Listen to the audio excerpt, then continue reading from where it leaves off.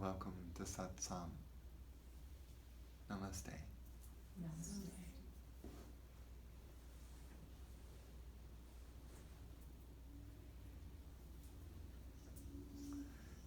I like how TheresaLyn kind of termed this as a very special event, a special occasion, because it is. Each one is very profound, very healing, very deep. And I think I called the title something like Healing Through Presence. So I wanted to kind of explain what that means, because that's really important. You know, when you go into a church, the ideal church is the one where you walk in and you can feel the holy presence. Some people call it the Holy Spirit. At least in the Christian tradition, they call it the Holy Spirit. That would be ideal. But most services don't have that. It's just kind of the nature of our world now. It's the ancient mystical tradition is not commonly found in most places. So I'm trying to bring back alive that tradition, the ancient tradition of just being in the presence of true spirit and really meditating on that and feeling that. And that is where the teaching is. Not in, all the interpretations of the Bible and what the prophets did and, all the words. The real teachings are beyond the words. So then you could walk into a church and just feel the energy so strongly that it puts you into meditation. And you could just sit in silence the entire time and just bask in the energy. Now that would be a true church service.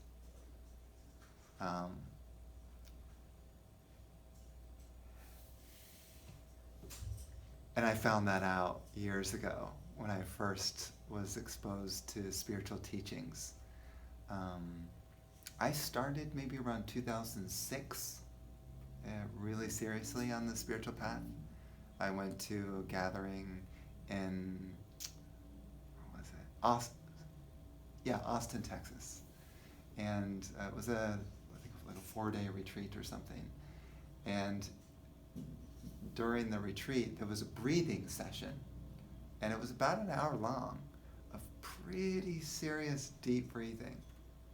And, we were all kind of like lying on the floor and just taking in breaths and maybe doing like 15 minutes at a time. So maybe 15 minutes of deep breathing, we'd stop for 5 minutes and then another 15 minutes, stop for 5 minutes and then another 15 minutes, and that was the whole session. Well, about 45 minutes into the breathing session, something happened to me that I never expected. It's like a switch turned on inside, and there was this buoyant energy flowing upwards, and I experienced life completely different after that. Like an energy had turned on, a meditative energy that never turned off after that. And I thought, wow, this is amazing. I've just entered into another dimension that I didn't even know existed the first 30 years of my life, and I had no idea that you could enter into another dimension of your being. I always thought it was physical and maybe emotional, and all that, but into a spiritual dimension, that didn't make any sense to me. So I had to have the direct experience of the energy to really get what spirituality is about. And then after that, man, my path was on fire, gung-ho, where I became a kind of saint chaser. So I would go travel, I'd fly to all kinds of locations and go visit and be in the presence of saints and meditate with them. And that's how I learned spirituality. There was one great saint. Has anyone ever heard of Baba Haridas in Mount Madonna near Santa Cruz, California. You know Santa Cruz? Yeah, of course you live there. So there was, yeah. So Baba Haridas went silent when he was 20 years old. His spiritual master said, "Okay, now it's time for you to be in silence for the rest of your life, to make a vow, and seek the divine." So then he said, "Yes, of course." So at age 20, done, no more speaking. And then I met him at about age when he was about 65 or something like that. So, and he was still silent, but he had a chalkboard that he would write his answers to the people who asked him questions. And people have come from all over to go to that retreat center just to be with him. And he doesn't talk. He just writes on his chalkboard. So, but I knew the point wasn't to necessarily get a lot of information or ask him a bunch of questions, but just to sit with him. So while people, let's say, went hiking through the woods, because it's a beautiful area, that area, if you've ever been there, beautiful. Walking through the forest, I would just sit closely next to him while he was just sitting, and I would just meditate and focus on the energy and be in his presence. And that's how I learned spirituality, through the invisible teachings, through the presence. And the presence heals everything. Heals your body, heals your mind, your emotions, and awakens your soul. It does everything. It's like, I would say there's a grace factor behind it. Grace is magical factor, a magic factor, that somehow it like heals you spontaneously and you have no idea.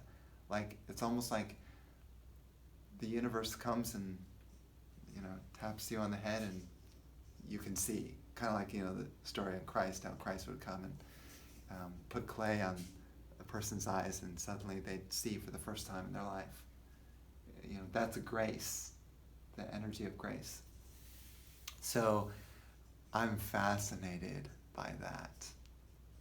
And so after sort of intensely learning spirituality through the energetics, then it was my spiritual teacher, who I lit a candle for, who I had met actually in 2008, and he didn't really give me much guidance until 2012.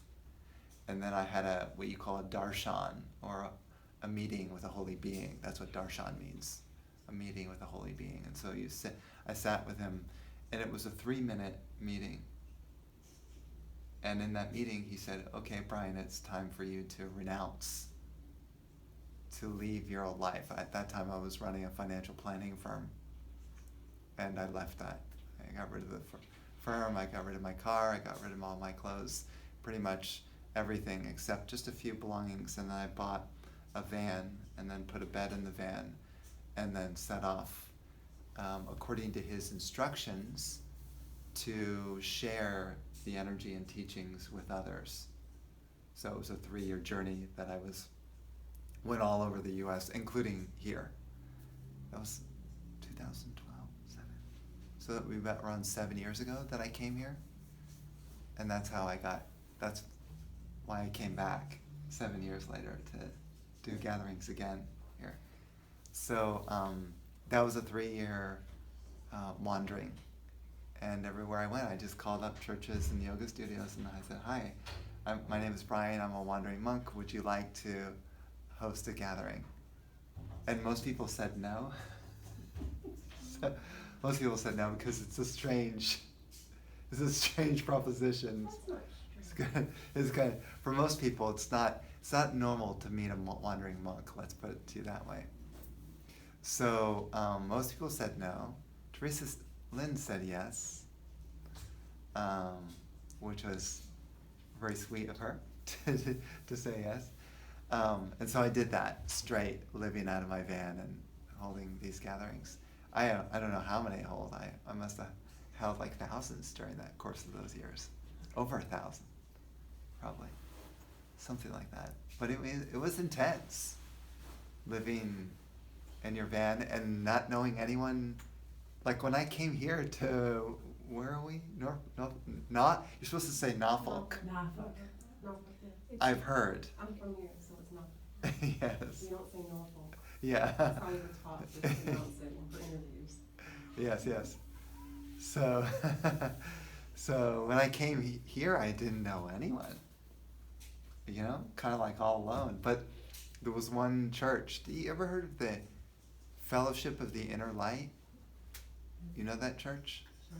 So they invited me to do their talk and a gathering afterwards. So I went there, and I didn't know anyone. Held a gathering, and they seemed to really love it. And so now they've invited me back again this Sunday service to do the talk there. So I'll be, but that's how it went. I just kind of called ahead and said, "Would you like?" And if they were adventurous, then they would say, "Oh, we." And at some point, like say I would hold a gathering. At the end, I would say, "Oh, and one more thing. I don't really have a place to stay while I'm here. So if anyone's interested in having me over while I'm staying here in Norfolk, then I'd be open to that." And inevitably, someone would be excited to have me over. And then oftentimes, I'd be staying for a couple of weeks in town and holding gatherings all over. You know, started just with one thing, and that's how I did it. That's how I did it. So,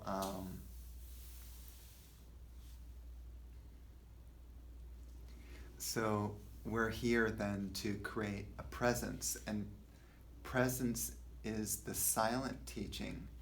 And if you're really plugged into your deeper spiritual nature, then you can really create presence around you. And how you know you're in presence is if your mind is in meditation all the time. And how do you know when your mind is in meditation all the time? Well, your eyes are open, but there's a flow, this sort of powerful flow going through your system that's always pushing you into that meditative state. And that's what I was trying to describe to you at that first retreat. That's what happened. So it's like, I'm going to say this kind of in a Christian term, but the Holy Spirit awakened, and then it just never turned off, and it was always glowing. And then to be able to hold gatherings where that presence can be experienced by everyone. And then, as I was saying, you can heal on so many different levels. And so let's say right now, if you think of something in your life that you would like to heal, and that may be like a person's going through some sort of depressed state, could be some sort of depression, it could be some sort of recent trauma that you've gone through, could be like a sadness from a breakup or something. It even could be like a physical injury, even. You know, whatever you would like to sort of send the energy towards. Think of that issue right now that you'd like to heal.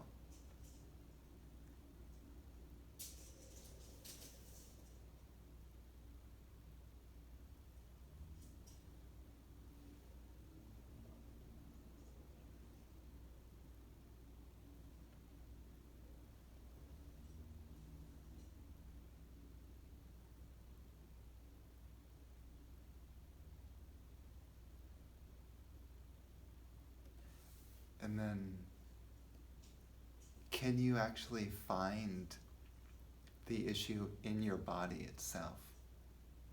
Like it, sometimes people feel, they feel depressed, they might feel like a heavy heart or something, you know, so they might feel it here.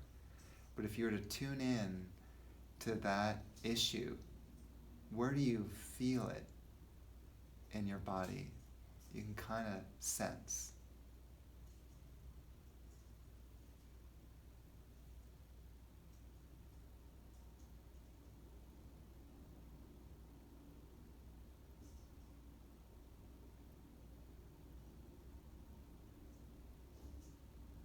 And then what you can do is direct the energy of a mantra, which, I've been chanting. The mantra is like a power word. Direct the energy towards that place in your body, towards that issue. We'll say both things. You can kind of think of what the issue is and then think of the place in the body. And then I'll teach you just a little simple mantra to focus the energy on that issue. So the mantra for this kind of, this specific healing is Sanskrit. It's Sugandhim Pustivardhanam. So it's Sugandhim, and you say it. Sugandhim Pustivardhanam. Pustivardhanam. Yeah, exactly. Sugandhim Pustivardhanam. So you place your hand on the place that you want to heal. So or wherever you put your hand, or both hands, depending on if it's a bigger, broader. And then we'll chant to that spot and just kind of imagine that spot is being filled with the light. So we'll chant the mantra. Sugandhim Pustivardhanam. Sugandhim Pustivardhanam. Sugandhim Pustivardhanam. Sugandhim Pustivardhanam. Sugandhim Pustivardhanam. Sugandhim Pustivardhanam. Sugandhim Pustivardhanam. Sugandhim Pustivardhanam. Sugandhim Pustivardhanam. Sugandhim Pustivardhanam. Sugandhim Pustivardhanam. Sugandhim Pustivardhanam. Sugandhim Pustivardhanam. Sugandhim Pustivardhanam. Sugandhim Pustivardhanam. Sugandhim Pustivardhanam. Sugandhim Pustivardhanam. And then just relax your hand. And then again, see in the silence if you can feel any kind of energetic shift in your being after chanting that. And if you can feel the change, all you do is put your attention there, and it'll take you into the presence of that mantra.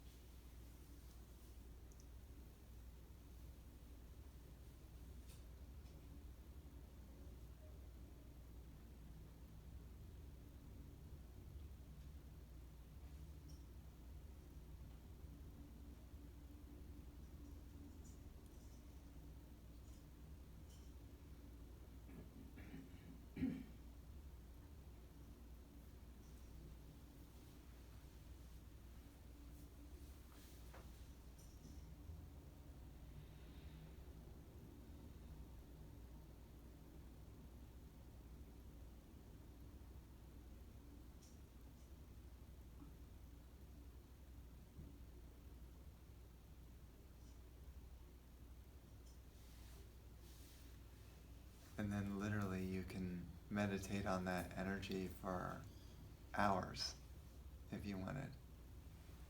And the process of healing would keep unfolding. That's the idea, is the more focused you are on the energy and the meditation, the more effective the healing will be, the deeper it will go. That's the key. So this isn't just about necessarily, you say it like a magic spell or something and then it's done. You really have to tune in to the presence that you feel and let it take you. And that also is how you empower your meditations. Instead of a person just sitting down and, okay, I'm ready to meditate, I'm going to do it. Close my eyes, listen to some sound of rain or something like that.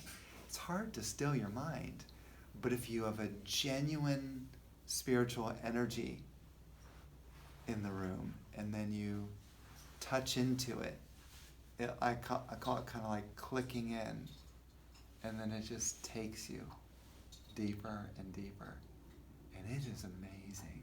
Like, were you able to feel that? Yeah. It can be so strong that your level of joy is through the roof. I mean, that your happiness is so, and not only that, but if you keep floating with it, like even as you're walking and talking and doing all these things, that the joy could be like ever increasing.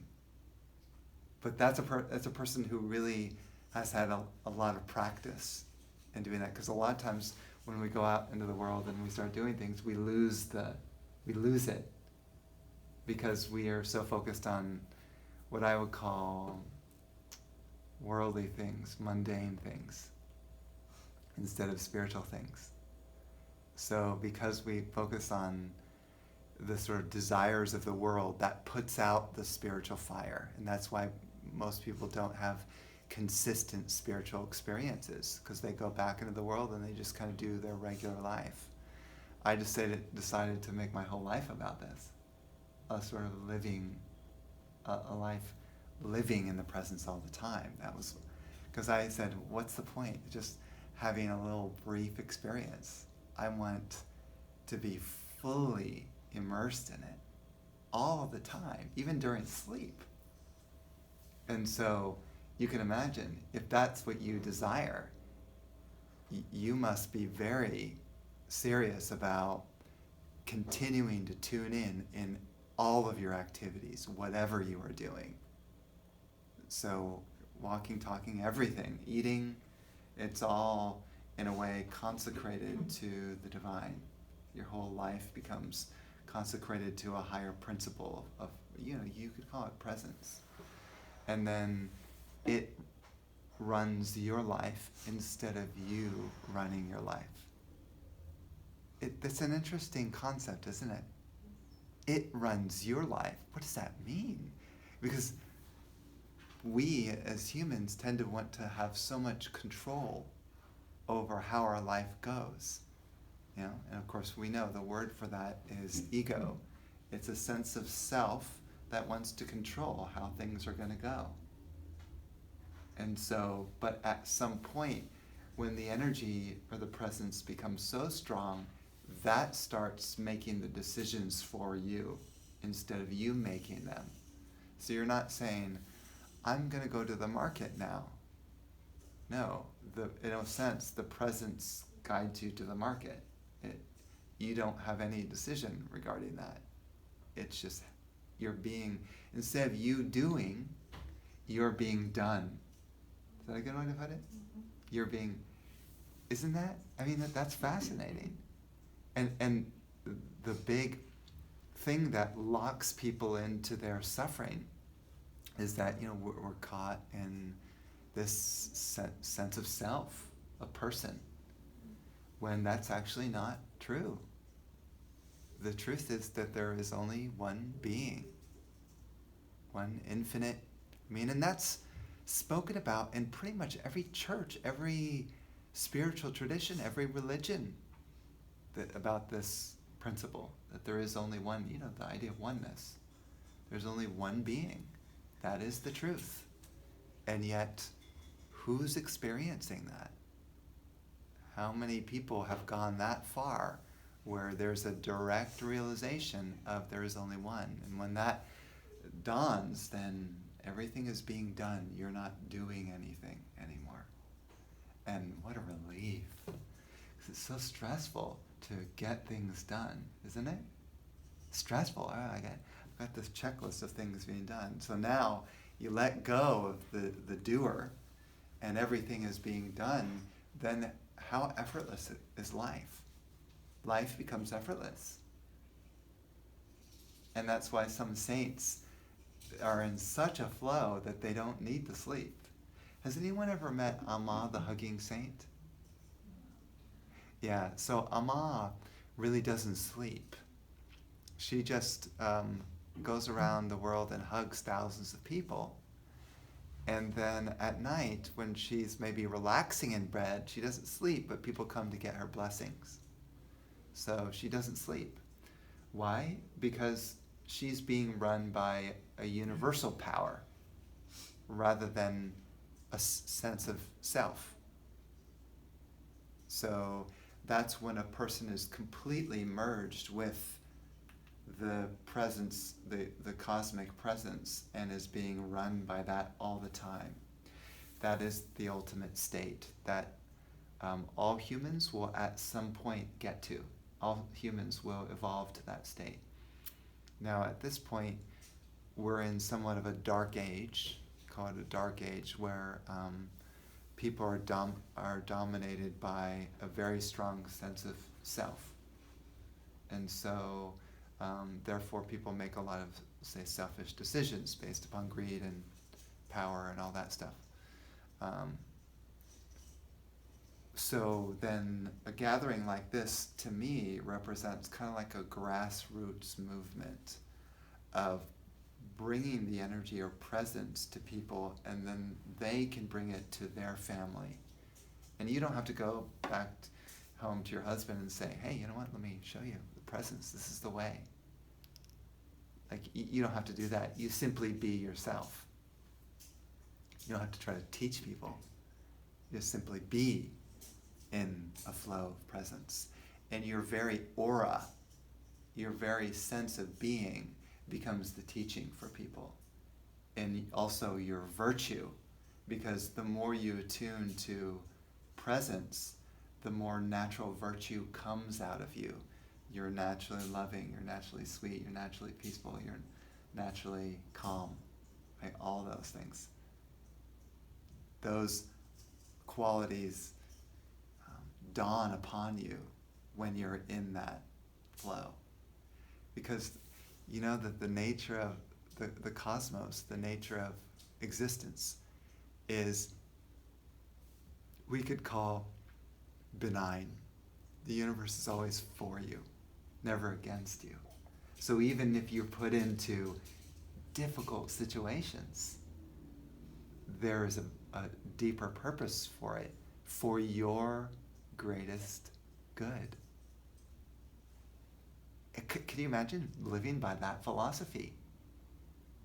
You'd be good with any situation. Car crashes into your car. I'm good. Let me go out and help that person. You know, you're someone screams at you at a restaurant and throws their cup of whatever in your face. Say, thank you, universe. I'm sure I can learn something from this. Maybe it's humility. You know, whatever it is. Like, you see everything as a beautiful learning, and that the universe is indeed for you. What a great way to live, right? Then nothing can go wrong. Nothing, and you will never get depressed. Your happiness level will always be through the roof. And people will oftentimes see you and go, wow, what is her secret? Is it like her special skin cream?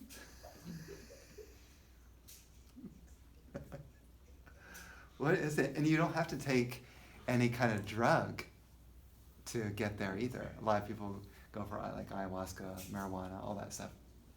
You know, some sort of chemical reaction in the brain that allows them to have an open consciousness or something. Those are nice experiences. But I'm talking about an experience where you don't need any kind of drug, and your happiness is unbelievable, and nothing gets you down, no matter how hard the knocks are in your life. That's the result of being in presence all the time. So this is a worthy cause, particularly because then you don't need the world to be happy. You don't need other people to give you compliments. You don't need fine foods to make your palate taste good, you know? You don't need a bunch of stuff to make you happy, or a bunch of friends. You are so complete within your own being, so self-satisfied and content that your whole life is a joy. So it's very important to awaken that, because that will lead you into a whole different trajectory of life. You will be a different person. And what I mean by that, you may do some of the same things, but your inner experience is vastly different. Like if you looked at my inner experience 20 years ago compared to now, it is such an incredibly different thing, because I was depressed at that time. And then great yogis and these saints that I speak about, they never want to go back to being human again. It's too painful. The inner experience of being human is too much. I'd rather live in the realm of bliss than the realm of a normal human being, which is 99.99999% of the whole planet. So now you kind of get perhaps a little bit more of a perspective of the importance of these gatherings, why I would even do them.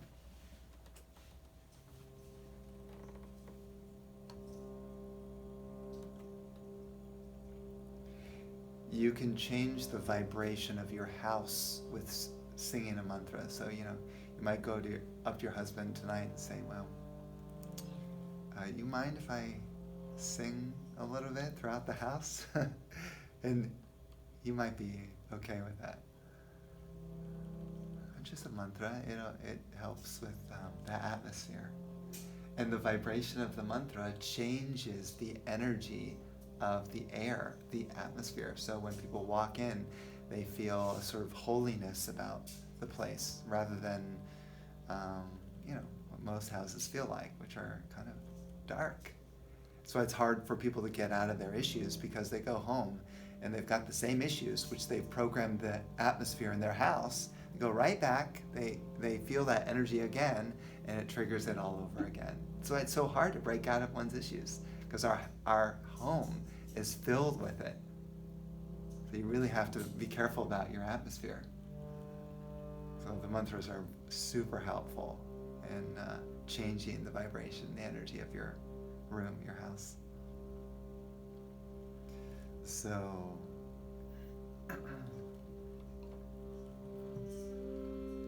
you could sing this mantra. This mantra is in also Sanskrit, Purnam, Premam, Anandam. So this is a quiz. What does Purnam mean? Whole? Yeah, good. So she got a point. Premam, what does that mean? Love. She got it. Love, 2 points. And now the last one I haven't mentioned yet, Anandam. Bliss, yeah. Good job. Maybe we'll play more of these games. Can you guess that Sanskrit term? Ding, ding, ding. Everyone has like a little buzzer. Little buzzer. Guess that Sanskrit word.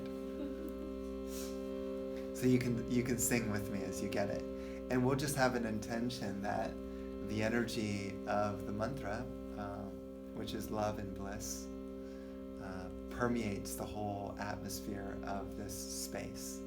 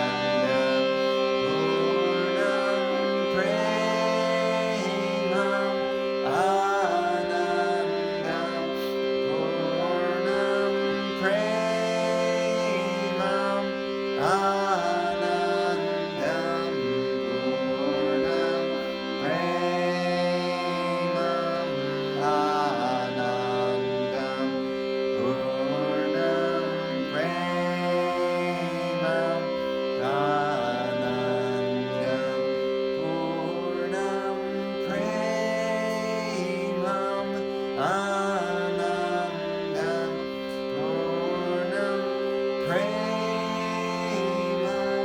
Anandam Purnam Premam Anandam Purnam Premam Anandam Purnam Premam Anandam Purnam Premam Anandam Purnam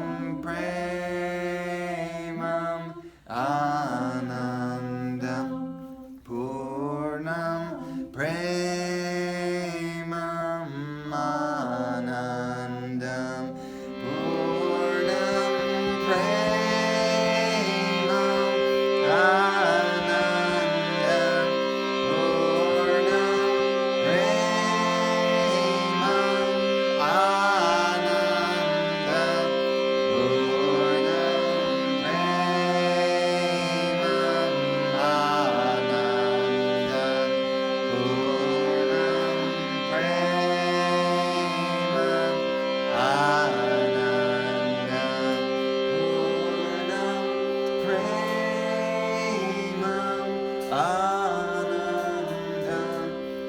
Purnam Premam Anandam Purnam Premam Anandam Purnam Premam Anandam Purnam Premam Anandam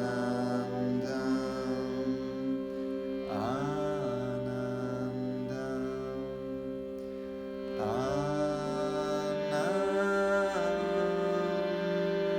Premam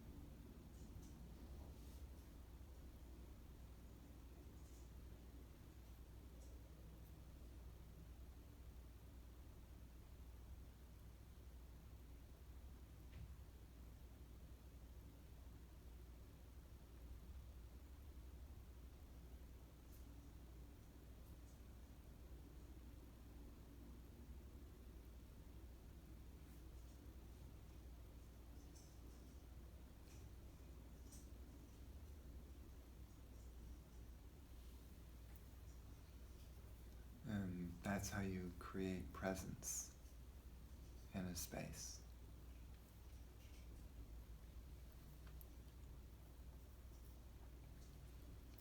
It would be good to chant a mantra like that every day, especially in the space where you do your healing, if you're a healer, or if it's like your meditation room or your prayer room. Really try to make that space pure so that when you walk in, you're already being put into a beautiful space. And then ideally, to be able to kind of use the same cushion or the same seat when you sit down to do whatever you're doing, meditation, prayer, healing, or whatever, because then the seat also gets infused with the energy that you're chanting, and then the seat will help you to go into a deeper state. So environment is really crucial. If you go into a place where people are always playing the television and you try to meditate there, the energy of that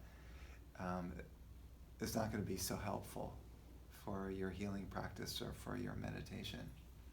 So make sure you make that spot as your holy place. Makes a world of difference. People wonder, why can't I meditate so well? Well, because you haven't created the right space. You have to make it holy. What do you do in a holy place? Only holy things are done in that spot. Nothing else. You don't go in there and eat. You don't go in there and sleep. You don't go in there and talk, chatter with whatever conversations we have. You don't do that. This space is only for holy matters. That's it. Then you will make it pure. That's how a temple is created. Has anyone been to India before? Yeah. So in India, the way they make a temple is when a true saint is meditating there, creating the presence and energy and power. And then when people walk in, they can feel the energy that was created in that space. That's a temple. It's not just because there's a statue in there and people are bowing to the statue. It's not that. It's that there was a saint who was aware of his inner presence, very aware. And he walks into the place and he spends some time meditating there and creates a field of energy, like a vortex. And then that temple becomes a vortex. And then people take pilgrimages just to go be in that temple so they can connect with the energy. I did that for 4 months, traveling through India, making a pilgrimage to a lot of these amazing holy places. Now, some of them were really hard to get to. Like, it took a long journey. There was this one place called Kedarnath. Kedarnath is considered the home of Shiva. Shiva is considered as the male principle of God, at least in the Vedic tradition or in ancient India, Shiva. And so you'd have to walk at least 12 miles uphill to get to the top. And this was in the Himalayas. So by about mile 10, it started to kind of snow and rain a bit.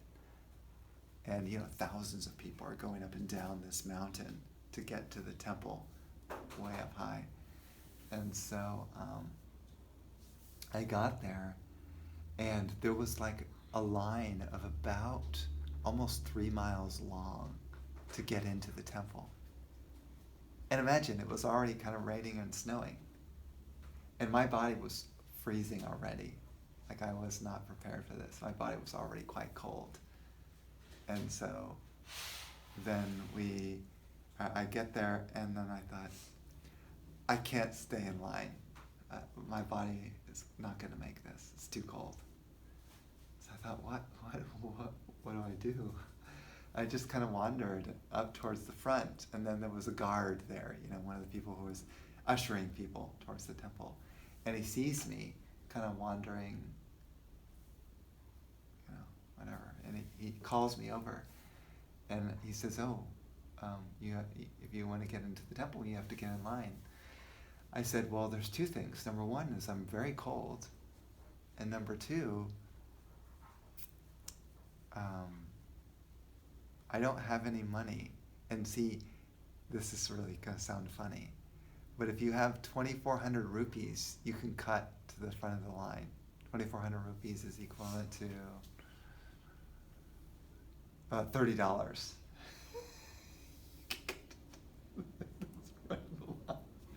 You get in more once, as long as you have money. And I literally I maybe had 60 rupees or something, not even enough to buy a meal.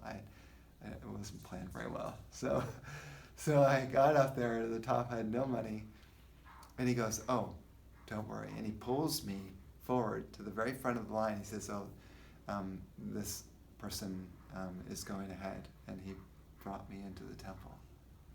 And then this is even more amazing. So I go into the temple, and Shiva is represented by a Shiva lingam. It's like a big stone that people, kind of bow. It represents infinite God, infinite, like this stone that represents infinity this way and infinity this way, this stone. So I get in, and there's such a ruckus and such a push to get into the temple that I got flung to the side and I hit the wall. I got flung out of the line. And I said, "Oh God, this is pandemonium in this temple, right? So many people." And so I pushed myself back into the line. And then I started getting out. And then I got up to the Shiva lingam, and the priest takes my hand and pushes me down towards the stone. And that's how you're supposed to get your blessing. So thank you for the blessing. And I go on to the next statue, and I get a blessing from that. So, maybe 4 different stations or something in this place that was just like a madhouse, right? It's a temple. I mean, and the energy was really strong. And you know why? Because there had been highly, highly illuminated beings, like beings that had realized divinity, that had meditated by that stone. And so the place was really strongly charged, even though there was pandemonium. So you can't tell by it seems like, oh, it's crazy, and why would you even go there? But the energy, if you can feel into presence and energy, you would know walking into that place, this is strong. This is no joke. Serious business.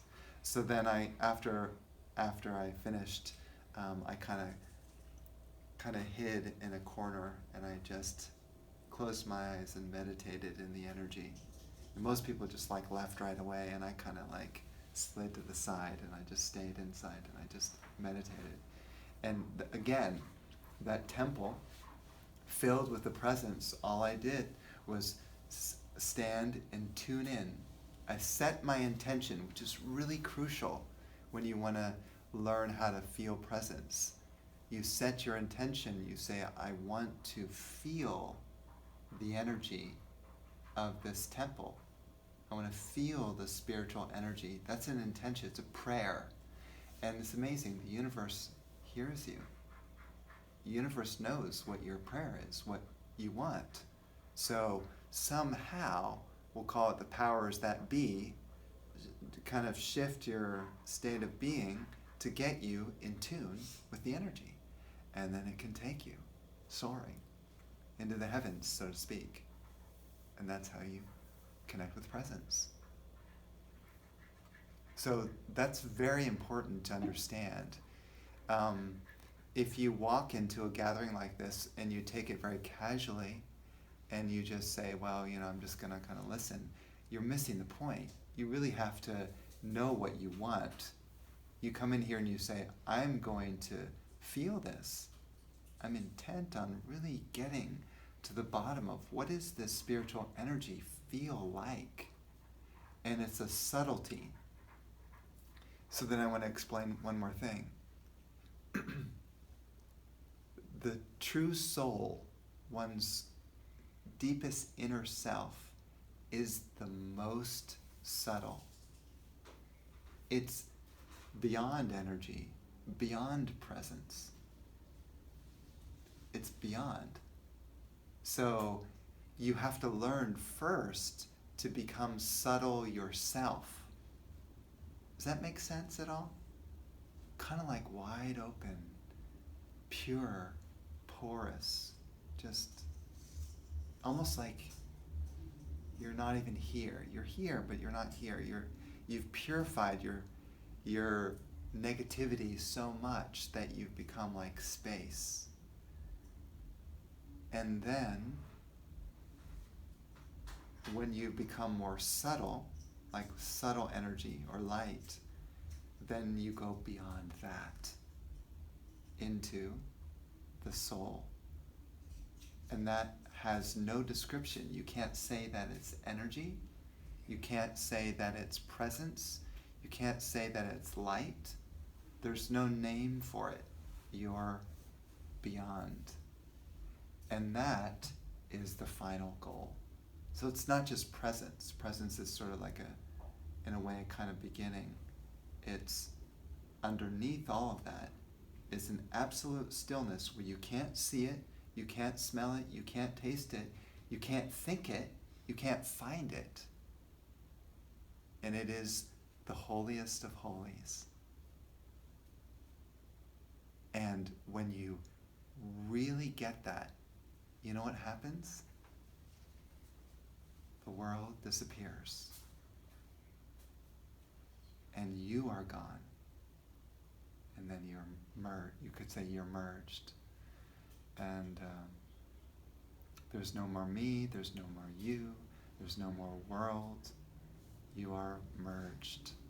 And one could say that that's a realization of God, the realization of divinity, the absolute truth of reality. And that is actually what I'm trying to point to. When I say presence or I say meditation, it's actually just a facade. It's a step, in a way. It's a step, because people have to take little baby steps before they really say, okay, yeah, I see that what he's talking about could be real. Now, I ask the question, then what's beyond that? And when I say the ultimate state, it means that every single person will return back to their source, which is what I'm trying to point to, back to their soul. Every person will.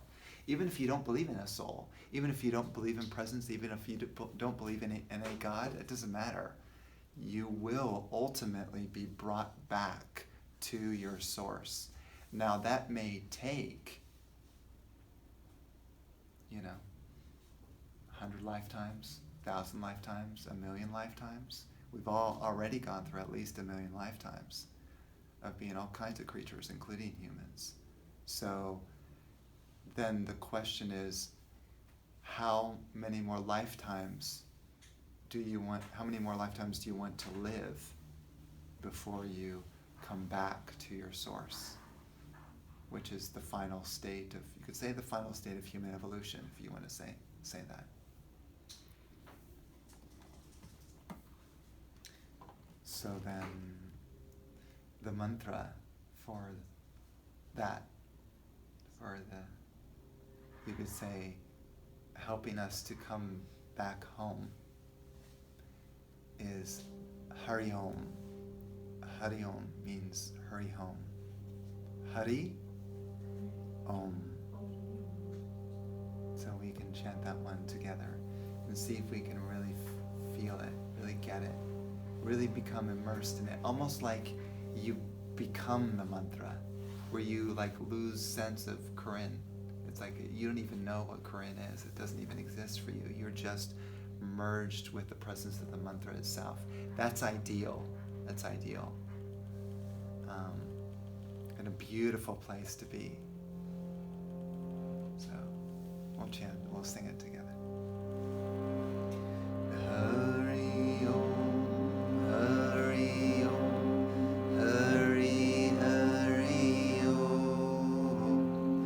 Hari Om, Hari Om, Hari Hari Om, Hari Om, Hari Om, Hari Hari Om.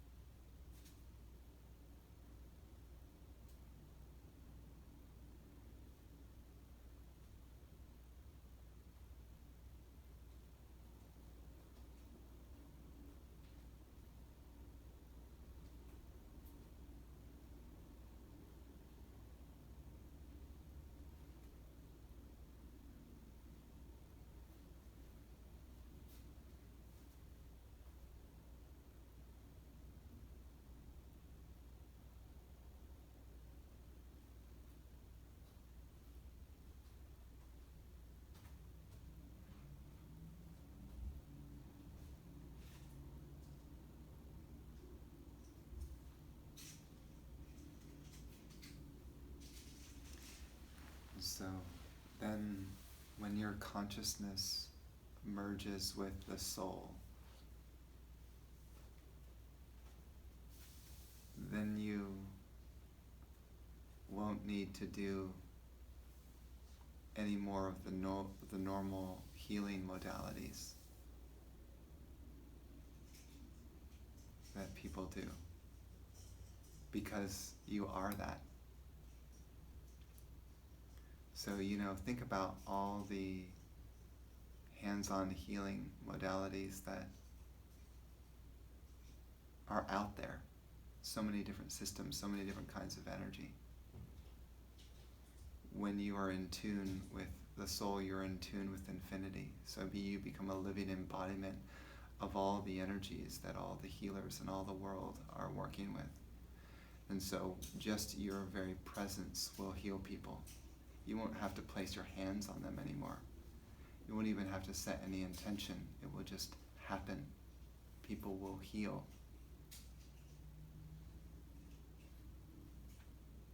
That's the power of a saint. No more methodologies anymore. You are completely free and unchained, infinite. One could say a sort of sun of infinite power. That's the soul. I mean, it's rare that someone is truly in that state. But when you're around such a being, it is so extraordinary.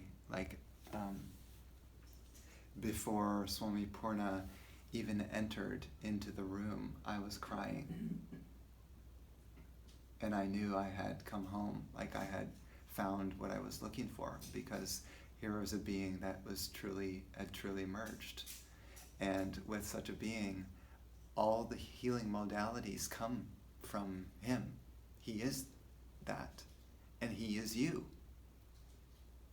which is kind of a fascinating thing. What I mean by that is, when you stand before a great being, they know exactly what you're thinking, they know your past, they know your present, and they know your future. And I'm not saying this because I read it somewhere. It's my direct experience, where he knows exactly the issues I have, what has happened to me, and he could replay it. Imagine if you took a not VHS, you replayed your life over the past 24 hours. A person who's in tune with their soul could tell you exactly step by step what you did over the past 24 hours and every thought that you had. That's a person who's merged with the soul. So it's very helpful to have the guidance of such a being, because then they know how to unlock your soul. Do you see what I mean by that? Like, they can see all your karmas.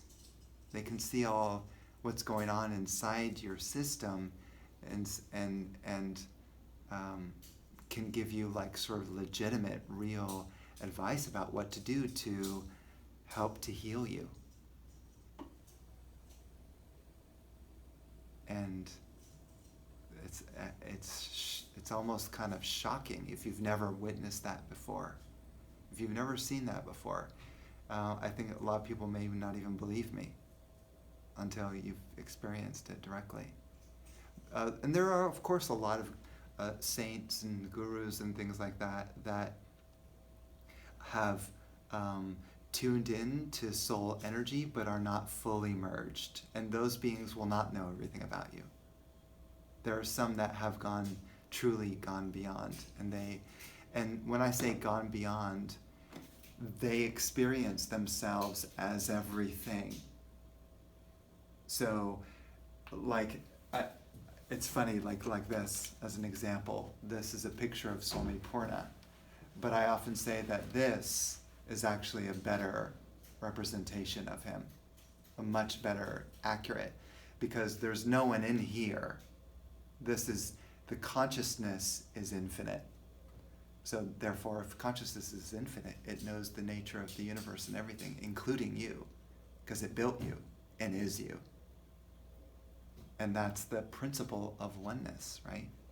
And there's a lot of talk about that, but you can philosophize all you want, but if you're not experiencing yourself as you and you and you and you, and knowing how the universe is actually built, and you could even say, even to such a being, if you say, he would say something like, who built the universe? He would say, oh, I did.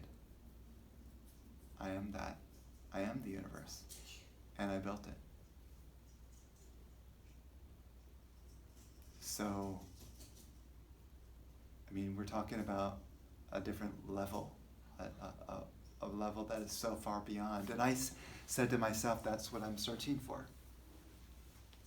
This is what I'm searching for. I'm dissolving Brian completely. He's disappearing, being replaced by the cosmos. So then the cosmos works through instead of the Brian. Brian can get out of the way. He can be let go. The Brian is just a bunch of programs from childhood, past lives, this life, everything that Brian has been taught how to think and how to be. That is all program. It's all karma. When you unravel all of that, then there's just infinite space. And then I kind of go back to the beginning. That runs the entity, not you. So, I wanted to see if you had any comments or questions, because I could talk about this subject for days to you, and there would be still more to speak about. But if you have any thoughts or questions for me, I'd be happy to.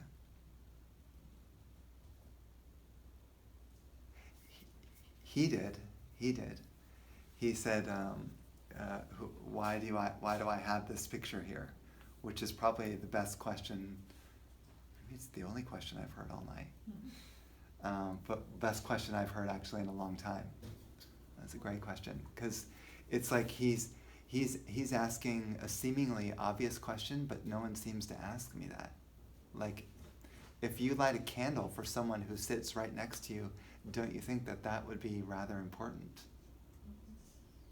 And that's everything. Because if you don't,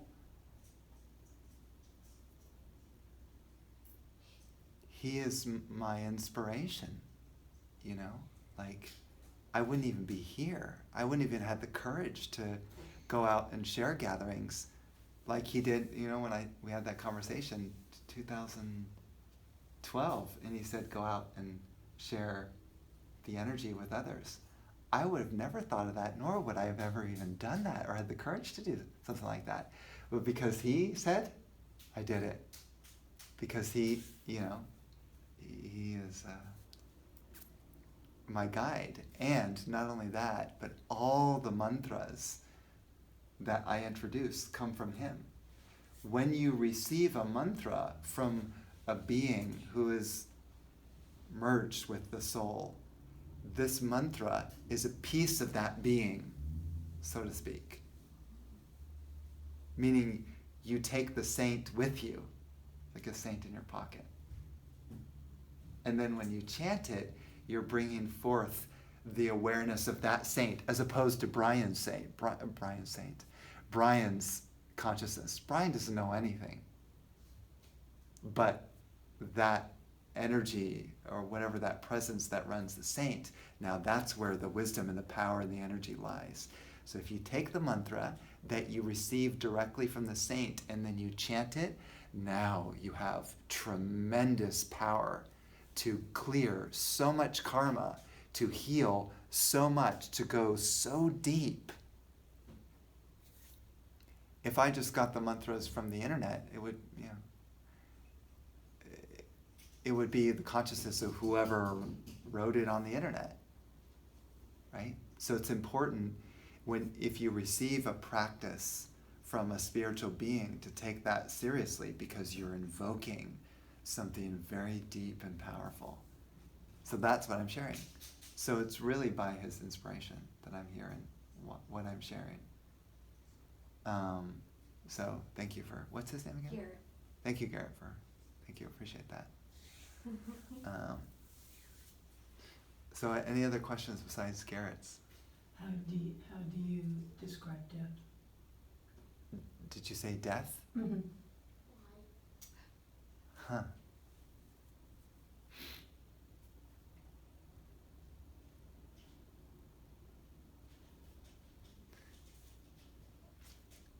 There's a good story about that. There was a great king who lived in India. Very, very wise king. His name was King Janak. And King Janak lived in a beautiful palace, and he also had a golden bed that he slept on at night. So one night he's sleeping on his golden bed, and he has a dream. And he dreams that he's a beggar, a poor man, and starving. And he's going from house to house to house, knocking on the door, asking for food. And each person is saying no. Finally, he goes to the door of one house and they give him some food. So he takes the food into the forest and he starts to cook it. And then a big wild animal comes and snatches the food away. And now, of course, he's crying and he's trembling in hunger, dying. And just as he's about to sort of collapse in death, he wakes up out of the dream on his golden bed.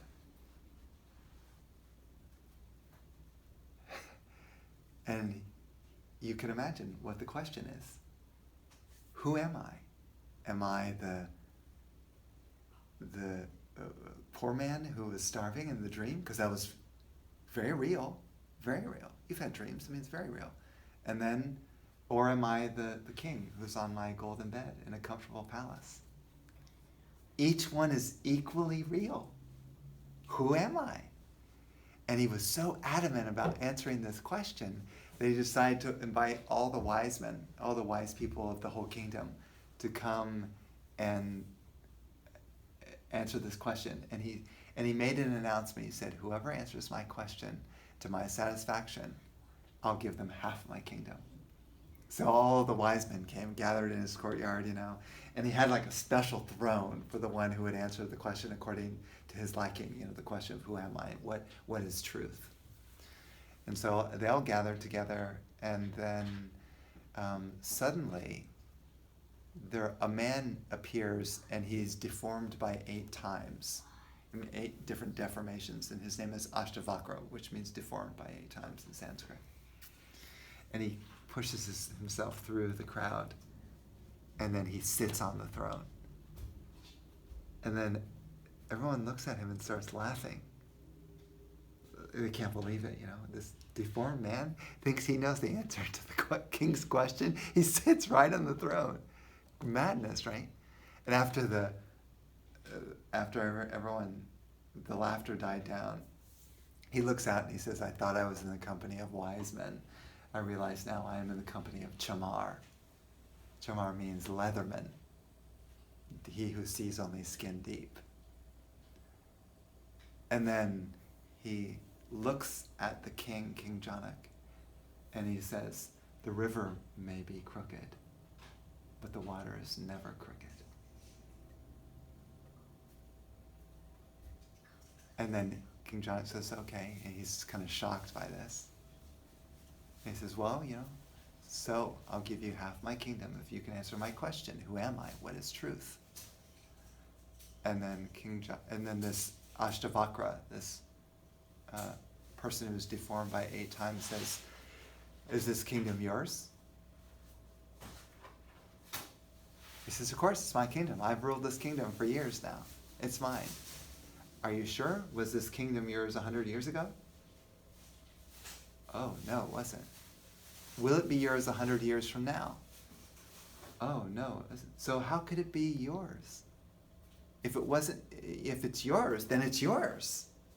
But it wasn't yours 100 years, and it won't be 100, so it can't be yours. Maybe a custodian, but it's not, you don't own it. Therefore, how can you give the land when it's not yours to give? So he said, okay, well then I'll give you my body. O king, is this body yours? Was this body yours 100 years ago? And will it be yours 100 years from now? Oh, yeah, it's not. This body's not me. It's not mine. It wasn't mine 100 years ago, and it won't be mine 100 years from now because it'll be dead. So this body is not mine, so I can't give it that to you, so I'll give you my mind. Well, and then the Ashtavakra said, is this mind yours? Can you tell your mind to be quiet? Will it be quiet? And if it won't be quiet, if your mind won't do what it's told, is that mind yours? No, it's not. And then King Janak realized, oh, I can't give anything. And then he bowed. He prostrated before Ashtavakra. And he said, oh, please, Master, please show me the way. I want to know the truth. And thus began the conversation between teacher and disciple. And then through the conversation of, is this body me, and is this mind me, and so on and so forth, then it helped King Janak to become illuminated and break out of the idea that there is such thing as birth and death. So the answer to your question is there's no such thing as birth and death. And you are not this body, nor are you this mind. You are that which is the ultimate reality underneath all of existence, and there is only you. Therefore, you were never born and you can never die. That's who you are. Now, that may sound philosophical to you, but that will become an absolute reality. What I'm saying to you will become clear, real for you at some point when Kathy dissolves completely. When Kathy's gone, you can't say that this body is me anymore. You can't say the mind is either. You are that which is the power underlying everything that ever existed and ever will exist, including time, space, distance, endless infinity. And when you have that realization, then of course there's not going to be any more birth and death, because you've gone beyond birth and death. You don't identify with body anymore. So yes, there's no such thing as death in the, we'll call it yogic consciousness. No such thing. And of course, then there's no fear for death, because death does not exist for you. You go on for eternity. You are as you are. I am that I am. So that was a long answer to your question, but Thank you. yeah. Any other, I love that, yeah. Any other thoughts or comments? No?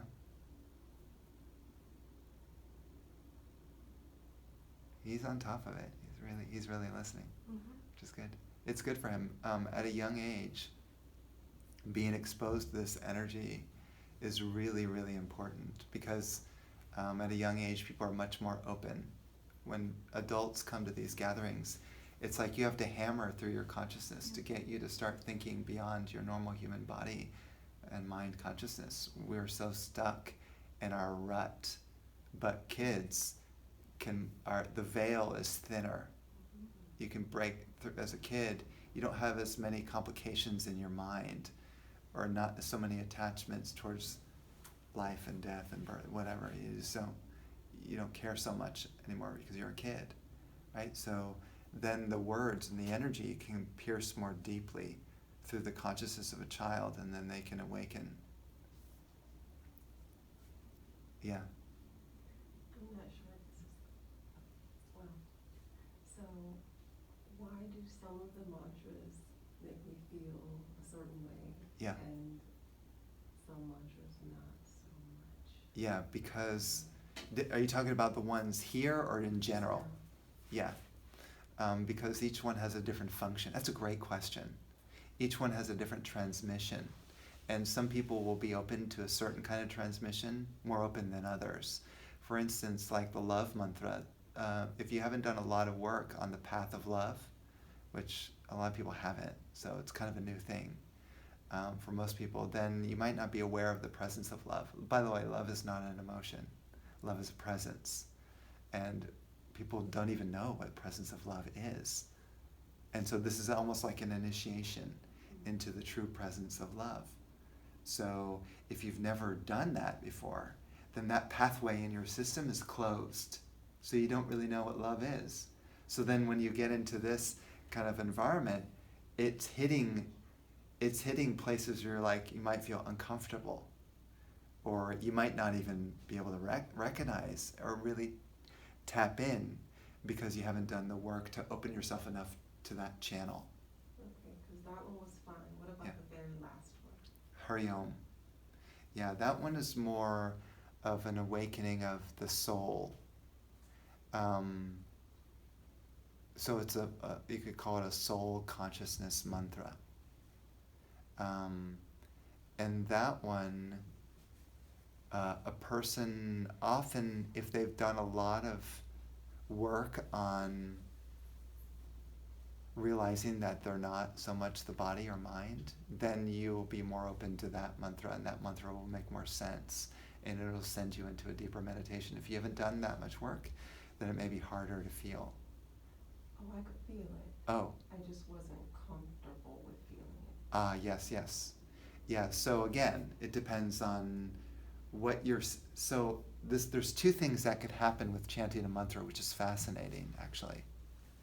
One is that you'll go through a purification process of discomfort, where it's pushing out stuff that's in the way of a deeper realization, spiritual realization. So you may feel weird and odd sensations and things like that. There's a purification going on. But if you're in a cycle of more of a meditative space, that mantra can also send you into a nice, comfortable, deep meditation, depending on what your system needs right now. So what I'm saying is the mantra is intelligent. I don't have any control over it. It's more like the mantra knows what you need and therefore works on the process for you. That's what you call, say, divinely intelligent. The intelligence of divinity is it knows exactly where to go in your system, which is an amazing thing in itself. So I don't know if that answers your question. But yeah, it's a very sophisticated question too, because then one would really have to look deeply into your esoterics and see, what chakras you're working on and what you're trying to clear right now and what your system really needs and all that. That would take a lot more, but it's kind of a general answer to that question. And ultimately, in one sense, you don't really need to know how exactly the energy is working with you. It's more like, how deeply can you surrender? How can you be more and more open to the energy, to let it go as deep as possible? That would be a very powerful spiritual seeker who would make tremendous leaps and bounds on their path because they were so open. And that's why I talk about the child being sort of the good example. I wish that children could maintain their openness and interest in spirituality, but what happens with most children is that they get into adulthood and they get overwhelmed by their problems, and then from then on it just becomes about life becoming solving a series of problems, and then they forget that they even had any spiritual experience as a kid, and then they lose sight of the energy and the soul and the presence and all that, and then maybe for the rest of their life they never even come back to it, which is a sad thing, but happens quite often. That's why, I feel it's really important to have a parent who can kind of expose you to the energy as much as possible. So like if I had a child, I would be singing mantras and doing energy healing and things for that child as much as possible. I'd be exposing them to these kind of gatherings as much as possible, because it would help to activate the energy so that as an adult it might activate sooner. Because once the energy really awakens strongly in you, that's convincing enough, usually, to say, oh, this is real, and I'm going to make this as a priority. But it has to have a really strong impact on you, like it did with me, where I said, oh my God, this is astonishing, and this is the quest of my life, to find out the ultimate mystery of the universe, you could say. So, any other? Okay. So I'm going to conclude then with the final mantras. And these ones you can just kind of relax and let the energy wash over you. They are in honor of Swami Purna, who is titled as the Sat Guru, or the ultimate, and you can call it the Supreme Self, that infinite consciousness which all beings are ultimately being drawn towards, infinity. That's what Purna means. Purna means infinite, perfect, absolute, perfect consciousness.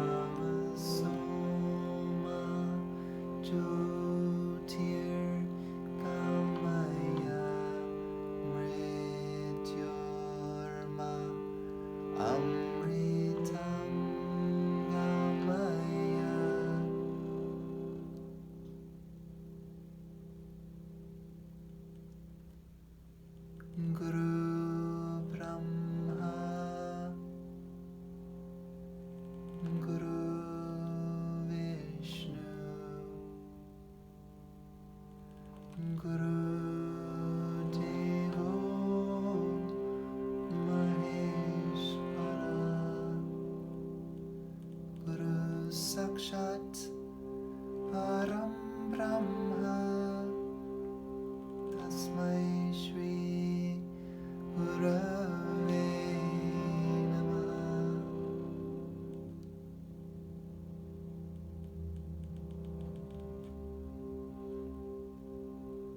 Tvameva Mata Jabita Tvameva Bandhus Jasaka Tvameva Vedya Ravinam Tvameva Sarvam Mama Deva Deva. Om Purnamada Purnamidam Purnat Purnamudachyate Purnasya Purnamadaya Purnameva Vashishyate.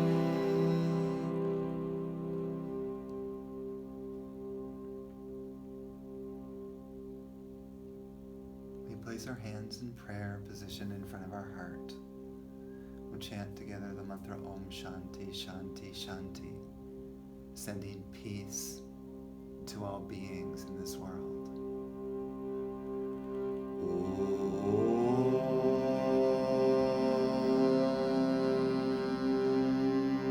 Shanti Shanti Shanti.